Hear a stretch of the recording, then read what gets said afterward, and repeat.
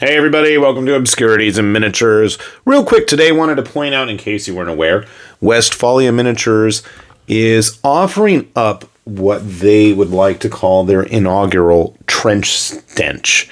So they've got some models available on their new tribes on My Mini Factory, at least for the first month as of the time of this filming, which is actually totally free.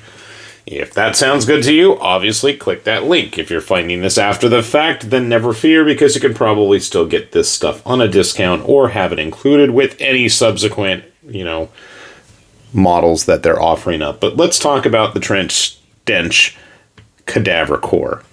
So Westfalia had a pretty successful Kickstarter to put out their take on a lot of Trench Crusade models for New Antioch, and this is their first digital entirely offering with the monthly kind of subscription format. And our biker here is not really cooperating because I don't have any actual oval bases or enough blue tack handy to keep him upright. But these were actually pretty cool models, and I wanted to kind of go over a couple things with you guys just to make sure you are familiar with them. So we do have the biker here, but we also have sets of guys on foot. So if you're looking for some very pseudo Mad Max looking dudes, you got some cool options. And one of the nice things is we have the guys on the bike and the guys on the foot are actually pretty cross compatible. So real quick, just for an example here, I started working on one of the models. You have about 4 actual bodies. Everything is modular. There's a lot of different options, a lot of different heads, and there is the cross compatibility between both on foot and bike figures. You can see here we have the on foot version of the same basic design here. Bodies are all nice and detailed. Lots of fun stuff. Again, based on the connection ports, at least for the heads, you have probably a lot of options, if not only from Westfalia, but from other manufacturers as well. Some of the various heads. Again, some of these, I believe, are going to be the bikes. It's got like a skull face on it. There's various gas masked heads. I'm not sure what that even is. That's an arm. The arms are actually kind of interesting.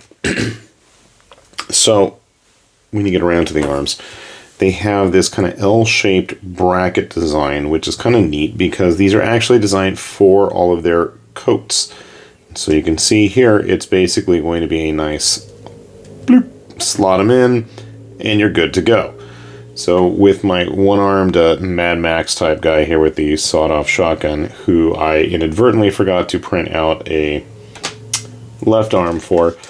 Like I said, there are plenty of hand options if you wish to get really technical with what you want them equipped with. Plenty of typical trench options in that regard.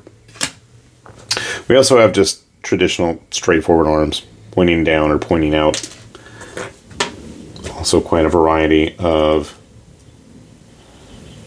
two-handed weapons available. Like, where did the bodies go that I had? So you can see here, just even push fitting everything, pretty smooth, pretty easy to work with. Moving on to the bikes, one of the neat things here, you'll notice there's no handlebars or throttle there. And what's interesting is because the handlebars are actually going to be molded into the biker's hands. Now, if you want to, let's say, have him aiming and shooting his gun while riding a bike, that's totally doable.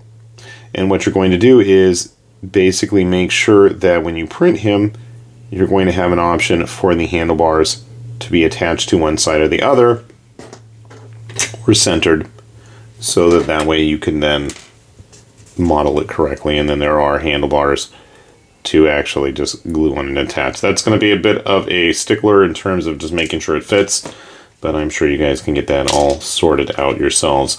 Also of note is you'll notice there's no actual seat.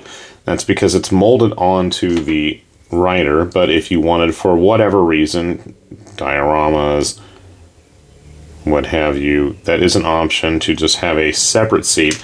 And the bikes themselves are in various states of wear and tear. You can see this one's pretty ratty. It's kind of banged up. This one's got some minor dents in it. And there are options if you just want a nice clean bike for whatever purpose. And one of the other neat things is, if you're interested, you've got the ubiquitous artillery witch to hang out on the back. And again, she's got the seat already there. And you're good to go. She is supposed to have another bomb in her hand. The bomb actually floats. So here you can see it's attached to the cape. On this case, it was attached to just the tip of her head. Naturally, that broke. I'm not sure. I might just kind of smooth that out a little bit, put it in her hand, and then give it a tip to the head and just call it a day. It's a challenge. Good luck with that. I personally would prefer that they kind of redo where the bomb is placed. Maybe they have, and I just haven't checked since. But it is a cool little option. We don't have an on-foot one. We do have some other models available. So if you are interested, like I said, with all my headless gentlemen here, by all means, take a look at that link below. And there are all sorts of interesting goodies that they are bringing us as it is. So do take a look if that's something that you think you might be interested in. Man, that looks like a Cobra Commander type polished helmet thing. Actually, they remind me of like the Rome Jaegers from War Games Atlantic with that kind of look. I don't know why. Anyway, like I said, we got the link down below. Hopefully you guys can find something you enjoy. And honestly, they scale pretty nice with a lot of the other stuff out there, using an actual Trench Crusade model here, using one of my cobbled together ones from various War Games Atlantic parts. I think you'll be in good shape and have a lot of fun with these. So, with that said then, this has been High Lord Tamberling with Obscurities and Miniatures, saying thanks for watching, and we'll see you back here soon. Bye-bye.